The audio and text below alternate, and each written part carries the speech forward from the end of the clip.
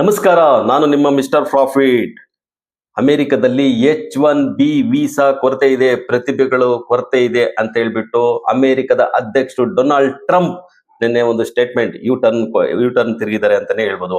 ಅಮೆರಿಕದ Dow Jones market 326 point plus ಅಲ್ಲಿ close ಆಗಿದೆ.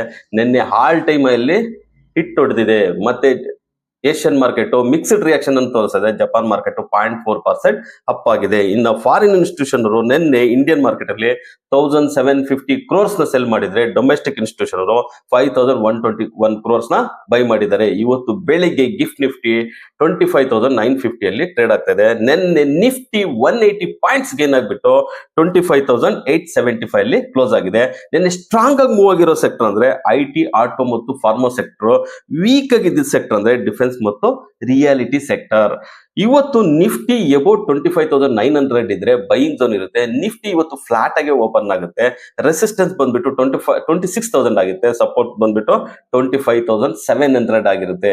ಇನ್ನು ಬ್ಯಾಂಕ್ ನಿಫ್ಟಿ ನೋಡೋದಾದ್ರೆ 136 ಪಾಯಿಂಟ್ಸ್ ಗೇನ್ ಆಗ್ಬಿಟ್ಟು 58,234 ಅಲ್ಲಿ ಕ್ಲೋಸ್ ಆಗಿದೆ. ರೆಸಿಸ್ಟೆನ್ಸ್ ಬಂದ್ಬಿಟ್ಟು 58,600 ಆಗಿದೆ. ಸಪೋರ್ಟ್ ಬಂದ್ಬಿಟ್ಟು 57,600 ಆಗಿದೆ.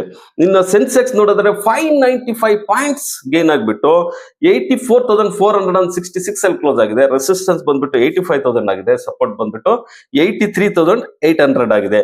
ಇವತ್ತು ಮೇನ್ ರಿಸಲ್ಟ್ಸ್ ಬಂದ್ಬಿಟ್ಟು Apollo tyre, Alkem, Paras, Eicher motor, ITI, Jubilant food, NBCC, NSDL, Sonata software, Voltas, Waaree ಇವೆಲ್ಲ ಮೇನ್ ರಿಸಲ್ಟ್ಸ್ ಆಗಿದಾವೆ.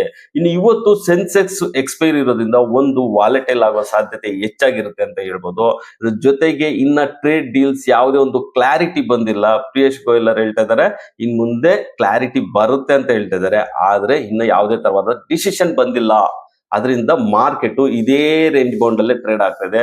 ಸೊ ನೀವು ಇದ್ರ ಬಗ್ಗೆ ಕಮೆಂಟ್ ಮಾಡಿ, ನಮ್ಮ ಚಾನಲ್ ನ ಲೈಕ್ ಮಾಡಿ, ಸಬ್ಸ್ಕ್ರೈಬ್ ಮಾಡಿ, ಶೇರ್ ಮಾಡಿ.